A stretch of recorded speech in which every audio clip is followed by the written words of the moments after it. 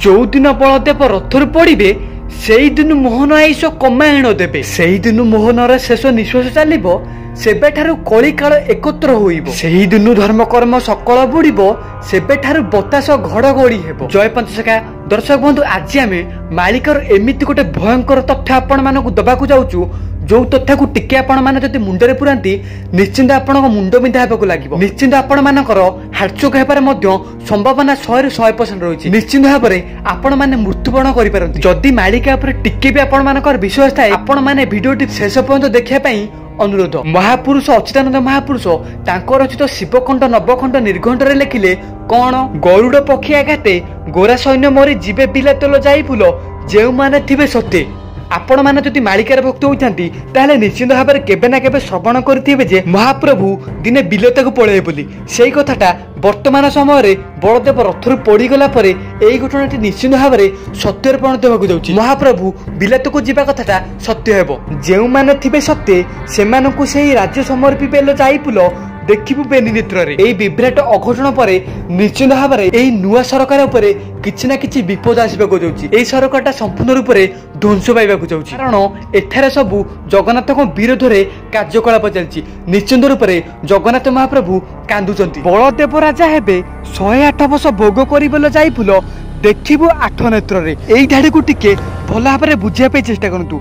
एठारे कोन पय कुहाइछि जे बलदेव राजा हेबे 108 वर्ष भोग करिवे। महाप्रभु थाउ थाउ कोन पय प्रभु बलभद्र 108 वर्ष भोग करिवे बा राजा हेबे कथा एठारे कुहाइछि। आपण भाबंतु जे एई लेखनीटी एई 2-4 दिन रो एही लेखा गुडी को हजार हजार बस्तळु सहस्र बस्तळु अच्युतानंद महापुरुष तांको रचित मालिकारे प्रमाण दी जाइचंती। कोन प्रमाण देले बलदेव राजा हेबे 108 वर्ष भोग करिबेल जाई बुल सत्य पूर्ति पाइबे। एबे जो परिका जो सब अन्याय अविचार होउची एई सब को महाप्रभु निश्चित रूप से आउ सहय कर पानांती। महाप्रभु बिलात को पळेबार संभावना देखा गलानी। आउ एई घटनाटी 2025 भितर संपूर्ण रूप से सत्यर परिणत हो जाइथिबो। आउ से समय बेलकु भाबिला बेलकु आउ किछि नथिबो नेडीगुड कोहणी के बुझाइथिबो। अग्निदायिका शक्ति टाणी आणले से कमला पतुल जाई फुल तेणु विदेशी जीवे हटी। विदेशी जीवे हटी माने एठारे प्रश्न भाव लेखा गला नरेंद्र मोदी कथा। जो नरेंद्र मोदी ओडिशा राजनीति करबा कथा सत्यर परिणत होछि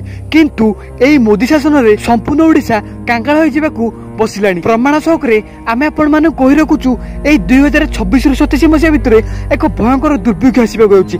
एमिति दुर्भिक्ष पड़िबो समस्त लोक हाहाकार पड़िजिबे समस्त लोक विकलांग होइजिबे। जर्मनी रूसिया आदि इटाली जापान तुर्की गादिलो जाई फुल सरब होई बेरुती। आपण मानक मन रे प्रश्न आस्थिबो जे जदि महाप्रभु बिल चल जिबे ताले को देश महाप्रभु को संपूर्ण बसे रखिबो। एहार प्रमाण आम माने एइटी देलु ना जर्मनी रूसिया आदि इटाली जापान तुर्की गादी निश्चित रूप से जर्मनी इटाली जापान मिसिकी महाप्रभु को बस करिकी पुरी रु ताको देश को नहीं जिबार प्रमाण देलु। तापर कहले सेनापति जे मोहन प्रथम युद्ध रे होइबे जानलो जाई बुलो सिद्ध फल रे निपुण। आमे आपण मानकु बहुत दिन रु कहि आसुछु जे निश्चित रूप से ओडिसा रे एक भयंकर युद्ध हेबाकु जाउची।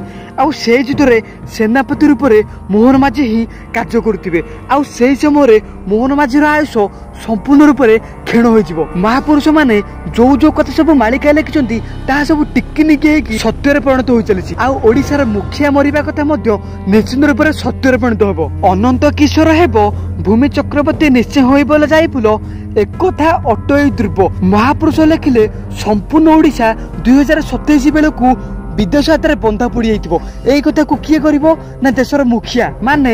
एठारे महापुरुष स्पष्ट भाव में प्रमाण देले ओडिशार नुआ मुखिया ही एसबु कार्य करिवे संपूर्ण ओडिशा को बिकी भागी खाइजिबे। आमे माने एहार प्रमाण देउछु। देखंतु ए किछि दिन भितरे केतेटा माल खणी बंधा पड़ी गलानी। आपण माने आउ किछि दिन अपेक्षा करंतु प्रत्येक लोक प्रत्येक नाबालिका समस्ते बंधा पड़ी जिवे। तापर कहिले निश्चय स्वराज होइबो जपन भारत छाड़ी न जीवल जाई फुल घोर कली उपजिबो। एई मोदी सरकार एई 5 वर्ष भितरे संपूर्ण रूप से खोल कर देइथिबो। आउ आमे आपण मानकु कहि रखुछु एई 5 वर्ष परे एई आगामी इलेक्शन बेलकु मोदी सरकार संपूर्ण रूप से लिप्त पाई जाइथिबो। आपण मानकर जति मालिका ऊपर विश्वास हो नाही ताहाले निश्चित रूप से आपण माने खाता कलम रे लिखि रखंतु।